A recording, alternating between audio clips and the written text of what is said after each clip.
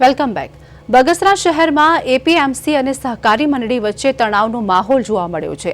Bagasara marketing યાર્ડમાં તુવેરની ટેકાના ભાવે ખરીદી દરમિયાન વેપારીને થયેલા નુકસાન બાદ સહકારી મંડળીને નોટિસ પાઠવવામાં આવી હતી. આ મામલે એપીએમસીના ચેરમેન કાંતિભાઈ વેકરિયાએ બોર્ડ ઓફ ડિરેક્ટર અને સહકારી મંડળી સાથે બેઠક બોલાવી હતી.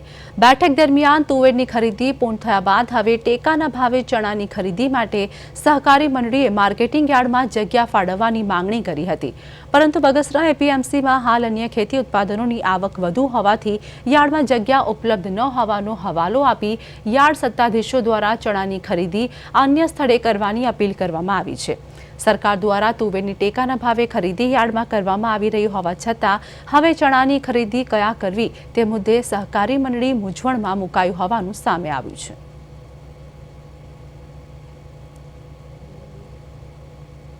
તુવેરની ખરીદીમાં થોડુંક અમે વેપારીને જણસી આવતી હતી એટલે એ લોકોએ અમને ના કીધી હતી, પણ જે ઉપરથી ગવર્મેન્ટનો જે અમને પરિપત્ર ન ત્યાં સુધી અમે બહાર જઈ ન શકી એટલે અમારે એને કમિટીને કોઈ વાંધો છે નહીં અને શાંતિપૂર્વક અમને ખરીદી કરવા દીધી છે એ લોકોએ. અને હાલ અત્યારે અમે ચણાની માંગ પણ કરી છે, પણ એ લોકો એમ કહે છે કે અમારે અન્ય જણસી આવે છે એટલે બેન અમે શક્ય નથી અમારે એકડે તમને જગ્યા ફાળી શકીએ. આગોતરું અમે યાર્ડમાં રિક્વેસ્ટ કરી છે કે ચણાની ખરીદી અમને તાપમાન ડિગ્રી વધતી જાય છે અને તાપે પણ ખૂબ છે. ખેડૂતોને જ્યારે અહીંયા ખરીદીમાં કાંટા પાસે આવે તો થોડુંક આમ શાંતિનો રાહત મળે એટલા માટે અમે માગણી કરી છે ચેરમેનને કે ભાઈ અહીંયા અમને ચણાની ખરીદી કરવા દો. પણ હાલ એ લોકો એમ કહે છે કે હાલ અમારી પાસે કોઈ એવી જગ્યા છે નહીં અને એમ છતાંય જો જગ્યા થશે તો અમે તમને દેશું. એપીએમસીમાં અન્ય એજન્સીની બહુ આવક ફૂલ હોય એના હિસાબે અમે ખરીદીની અત્યારે એ લોકોને ના કહીએ છીએ અને